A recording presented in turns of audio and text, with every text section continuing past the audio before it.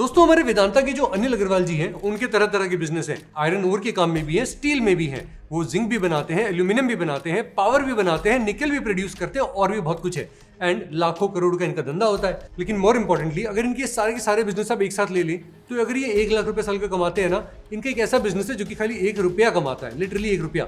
और इतने छोटे बिजनेस की क्या अहमियत हो सकती है, इससे समझ सकते हैं कि इनका जो बोर्ड है वो भी साथ में आया और बोर्ड ने कहा कि यार ये वाला जो छोटू सा बिजनेस है ना, आप इसको भी जरा डीमर्ज करो, इसको अलग कर दो। ये क्यों मैटर करता है अभी आप जब देखेंगे तो आपको समझ में आएगा।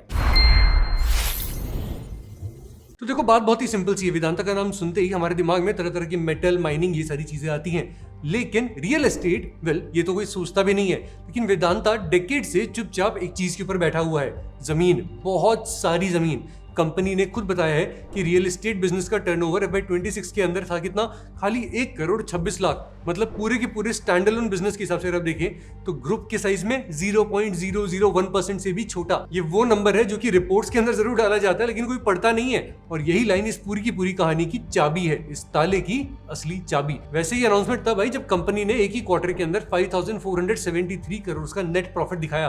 72% की जंप थी YOY यानी ईयर ऑन ईयर। तो यहीं पे सवाल आता है कि यार इतना ज्यादा ध्यान क्यों दिया गया इस छोटे से बिजनेस के ऊपर अभी जाकर के। इसके लिए एक चीज को समझना पड़ेगा, कॉन्ग्लोमरेट डिस्काउंट। क्या बोला मैंने? Conglomerate discount. मतलब जब एक कंपनी बहुत सारे अलग अलग बिजनेस एक साथ करती है और मार्केट उन सब की वैल्यू लगाता है तो वेल सब बिजनेसेस की अलग अलग वैल्यू जोड़नी पड़ती है और उसी में कहीं ना कहीं कई बिजनेसेस की वैल्यू कम लग जाती है, क्योंकि यार समझ में ही नहीं आता ना कि कौन सा बिजनेस को कितना लगाया जाए। ऐसे समझो कि एक बड़ी जॉइंट फैमिली है जिनके पास एक फैक्ट्री है, 3 दुकानें हैं और एक कॉर्नर का प्लॉट भी पड़ा है। अब कोई आएगा जो कि भैया खाली वो कॉर्नर वाला प्लॉट चाहिए उसको, तो वो आराम से खरीद नहीं सकता ना। बिल्कुल वही वाली बात है, उसे पूरी की पूरी फैमिली से डील करनी पड़ेगी, सबकी मर्जी लेनी पड़ेगी, फैक्ट्री का झमेला भी लेना पड़ेगा। वेल वो प्लॉट जो है उसकी वैल्यू इसी कारण से थोड़ी कम लगाई जाती है। एंड अभी यही वाली पूरी की पूरी पिक्चर अब वेदांता के लिए भी आप सोच सकते हैं। जरा सोच के देखो, वेल जिंक का बिजनेस अलग चल रहा है, एल्यूमिनियम का अलग चल रहा है, एंड ये सारे सारे बिजनेस अब एक एक करके इन्होंने अलग भी कर दिए हैं। पर अभी भी अगर आप कोर वेदांता की बात करें उसके अंदर कई सारे अलग अलग बिजनेसेस चल रहे हैं, कुछ इंक्यूबेटेड भी हैं। एंड वैसे में सवाल आता है कि यार उनका जो इतनी सारी जो जमीन के ऊपर वो बैठे हैं, इतना जो रियल एस्टेट उनके पास है, उसका क्या वैल्यू लग रहा है? उसकी वैल्यू शायद ज्यादा लग ही नहीं रही है। और यही है आज की इस कहानी का असली विलन, वो स्ट्रक्चर जिसमें अच्छी चीज गलत जगह फंसी हो तो यार उसकी कीमत गायब हो जाती है। अब समझते हैं कि वेदांता की वैल्यू बनती कैसे है। जब भी कोई एनालिस्ट वेदांता की किसी भी कंपनी का वैल्यू लगाएगा तो यार वो क्या देखेगा कि लंदन में जिंक का क्या भाव चल रहा है या एल्यूमिनियम का क्या भाव चल रहा है, क्रूड ऑयल का रेट कहां जा रहा है आज के दिन, ये सारे फैक्टर देखे जाते हैं। और कंपनी कितना मेटल निकालती है, एटसेट्रा एटसेट्रा, ये सारी बातें यहीं पे आके रुक जाती हैं। ये सब ग्लोबल कमोडिटी साइकिल के हिसाब से चलता है। मतलब इन चीजों का रेट इंडिया में नहीं, दुनिया के मार्केट से तय होता है। इसमें जमीन उसका तो कोई लेना देना ही नहीं है, और जमीन ना जिंक बनाती है ना ही एल्यूमिनियम बनाती है। तो खाली पड़ी जमीन उसको डेड कैपिटल मान लिया जाता है, उसको कोई वैल्यूएशन शायद मिल ही नहीं रहा होता है। लेकिन यही ये बात भी सच्चाई है कि यार अगर उस जीरो वैल्यू जनरेट कर रही जमीन को अगर आप अलग कर दो तो करोड़ों की कैसे बन जाती है।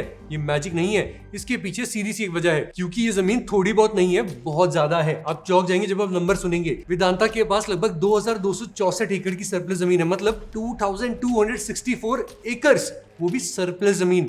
आप समझ रहे हो ये कितना होता है? वेल आपके समझने के लिए ये 1000 से ज्यादा फुटबॉल ग्राउंड जितनी जमीन है, 1000 से ज्यादा फुटबॉल ग्राउंड्स। और ये कोई जंगल या पहाड़ वाली जमीन की मैं बात नहीं कर रहा हूं, ये इंडिया की सबसे इंडस्ट्रियल स्टेट्स के अंदर, गुजरात में, महाराष्ट्र में, गोवा में, कर्नाटका में, तमिलनाडु में, इन सब जगहों के अंदर अच्छी खासी रियल एस्टेट है। एक मिड साइज का जो रियल एस्टेट डेवलपर होता है उसकी पूरी जिंदगी का जो लैंड बैंक बनेगा वो शायद इतना नहीं बन पाए जितनी की एक मेटल वाली कंपनी यहाँ पे उसके ऊपर बैठी हुई है। और उसकी वैल्यू क्या लग रही है? 0, 0, नील। और सबसे इंपॉर्टेंट बात, ये जो इतनी बड़ी सारी जमीन का एरिया मैंने अभी आपको बताया, इसके ऊपर पता है कितना कंस्ट्रक्टेड एरिया है आज के दिन?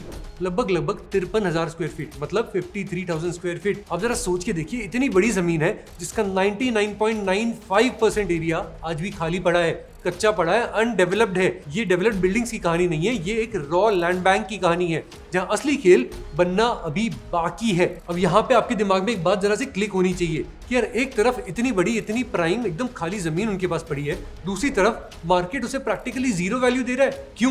क्योंकि दोनों नंबर्स अलग अलग देखे जा रहे हैं। एनालिस्ट देखता है कि यार जिंक का क्या रेट चल रहा है, एल्यूमिनियम का क्या चल रहा है, क्रूड का क्या चल रहा है, इनके प्रोडक्शन के कॉस्ट कितने आ रहे हैं, एटसेट्रा। और इस पूरी की पूरी जमीन को बैकग्राउंड में इग्नोर कर दिया जाता है क्योंकि वो नॉन कोर एसेट है। यही है वो मिस प्राइसिंग जिसे स्मार्ट लोग ढूंढते हैं। जब एक बड़ी चीज सिर्फ इसलिए सस्ती होती है क्योंकि वो गलत कैटेगरी में रख दी गई है, तो नुकसान किसका हुआ यहाँ पे? आपका, हर उस शेयर होल्डर का, या फिर ऑफ कोर्स वेदांता के अपने मालिकों का, प्रमोटर का। आफ्टर ऑल ये सारे लोग एक ऐसी कंपनी के मालिक थे जिसके पास 1000 फुटबॉल ग्राउंड जितनी प्राइम जमीन थी, और आपको इसकी कीमत कभी मिली ही नहीं, वो शायद शेयर प्राइस में कभी रिफ्लेक्ट ही नहीं हुई, और आप उसे शायद निकाल भी नहीं सकते थे क्योंकि यार तरीका ही नहीं था इसके लिए कोई। क्योंकि जो असली रियल एस्टेट डेवलपर या इन्वेस्टर इस जमीन को सही दाम देगा वो वेदांता का शेयर नहीं खरीदेगा, उसको जिंक और क्रूड में कोई इंटरेस्ट नहीं होगा शायद। बिल्कुल वही वाली बात है यहाँ पे। तो मेरे दोस्तों, मेरे हिसाब से ये डीमर्जर मेटल से ज्यादा जमीन के लिए याद रखा जाएगा। और मैं जानता हूँ कुछ लोग मुझसे डिसएग्री कर सकते हैं, वो कहेंगे कि यार जमीन तो वही की वही है, नाम बदलने से एक भी रुपए की नई वैल्यू थोड़ी बन जाएगी, ये सिर्फ फाइनेंशियल इंजीनियरिंग है। वेल, हो सकता है, लेकिन जैसा मैंने अभी आपको कहा, एक सेपरेट नई लिस्टेड कंपनी बनेगी, उसके अपने खुद के शेयर होल्डर्स होंगे, वो लोग आए दिन आके सवाल पूछेंगे, तो हो सकता है कि यहाँ पे प्रेशर के कारण काम भी एक्चुअल में किया जाए, वैल्यू अनलॉकिंग भी की जाए। एंड आफ्टर ऑल कंपनी के जो प्रमोटर है, आधा से ज्यादा स्टेक उनका है, फिर उनका फायदा भी उसी में है कि इससे कुछ तो काम हो। बट एनी विच वेज, आपको जो भी लगता है कमेंट्स में जरूर बताओ, मैं खुद एक एक कमेंट जरूर पढ़ूंगा। लेकिन अभी के लिए एक सेकंड के लिए जरा रुकिए, क्योंकि यहाँ पे असली कहानी सिर्फ जमीन की नहीं है। असली लेसन ये है कि वैल्यू हमेशा उस चीज में खुद नहीं होती है, कभी कभी वो उस फ्रेम में होती है जिसके कारण आप उस चीज को एक्सेस कर पाते हैं, नहीं कर पाते हैं। वही जमीन गलत कंपनी में जीरो वैल्यू, सही कंपनी में वेल करोड़ों का वैल्यू निकल जाएगा उसका। कुछ नहीं बदलता है, सिर्फ फ्रेम बदलता है तो इतना कुछ हो जाता है। तो याद है शुरुआत में हमने क्या पूछा था कि यार 1 रुपया कमाने वाला बिजनेस लाखों करोड़ों वाले इस बिजनेस के सामने वेल इतना शोर क्यों हो रहा है इसके लिए? अब जवाब आपको समझ में आ गया होगा, क्योंकि वो 1 रुपए का जो बिजनेस है वो कहीं ना कहीं इतने सालों से झूठ बोलता आया है। वो बिजनेस छोटा नहीं था, बस वो गलत जगह फंसा हुआ था। लोग सोचते हैं कि वेदांता के पास बेकार पड़ी जमीन है। वेल, सच्चाई ये है कि जमीन बेकार नहीं थी, बस वो मेटल वाली कंपनी के अंदर फंसी हुई थी, और अब उसको उससे अलग करके एक नया वैल्यू केस बनाया जा रहा है। And to be very very clear, उस जमीन को इस कैद से आजाद करने का जो मॉडल है, मैं थोड़ा फिगरेटिवली होके बोल रहा हूँ, वेल ये जो पूरा मॉडल है, ये बिजनेसेस को डिवाइड करने का बहुत ही सिंपल सा तरीका है कि यार आप जो भी एसेट्स हैं उसको अलग कीजिए, एक नए बॉडी के अंदर डालिए, एक नई कंपनी के अंदर डालिए, और उसकी नई वैल्यूएशन निकाल लीजिए। एंड उसके बाद से दोनों कंपनियां अपने अपने अलग अलग रास्ते पे चलेंगी। हिसाब से ये पूरी बात होती है। एंड देखो, एक कॉर्पोरेट फाइनेंस की बहुत ही खूबसूरती वाली बात है, कभी कभी अपनी वैल्यू बढ़ाने के लिए आपको खुद को बांटना ही पड़ता है। और इसीलिए अब आप जब भी किसी बड़ी कंपनी को देखें, आप अपने आप से जरूर पूछिएगा कि यार इसके अंदर ऐसी कौन सी जमीन कैद है, फिर ऐसा कौन सा एसेट कैद है जो कि शायद अंडर वैल्यूड चल रहा है, इस कंपनी को इसको अलग कर देना चाहिए तो शायद इसकी वैल्यू ज्यादा हो जाए। जब इस तरह से चीजों को देखने लगेंगे, शायद कुछ नई चीजें दिखनी शुरू हो जाएंगी। क्योंकि let us be very clear guys कि ये तो बस शुरुआत है। वेदांता सिर्फ जमीन अलग नहीं कर रहा है, वो पूरी की पूरी कंपनी को अलग टुकड़ों में तोड़ रहा है। कई कंपनीज ऑलरेडी अलग हो चुकी है उस ग्रुप की, ये एक और नया यूनिट बन के आ रहा है जिसमें बिल्कुल नया बिजनेस होने वाला है। और एक एंगल आता है इस सारी कहानी का कि वेल, वेदांता के सर पे ये जो इतना बड़ा कर्जा ऑलरेडी पड़ा है, जिसको ऑफ कोर्स वो पहले से काफी कम कर लिया उन्होंने, लेकिन स्टिल वो इतना बड़ा नंबर है, वेल उसको लेकर के आगे इनके क्या प्लान्स हैं। एंड ये जो भी डीमर्जर्स हुए हैं वो उसमें शायद ग्रुप कंपनी को, लंदन वाली पेरेंट कंपनी को कैसे मदद करने वाला है।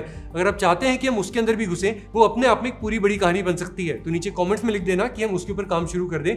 महीने भर के अंदर हम उसके ऊपर भी वीडियो ला करके आपके सामने पूरी की पूरी कहानी रखेंगे।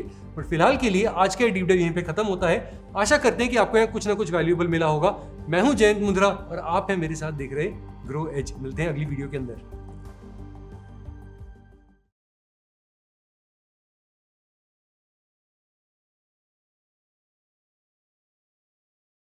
Investment in securities market are subject to market risks. Read all the related documents carefully before investing. Please read the risk disclosure documents carefully before investing in equity shares, derivatives, mutual fund, and or other instruments traded on the stock exchanges.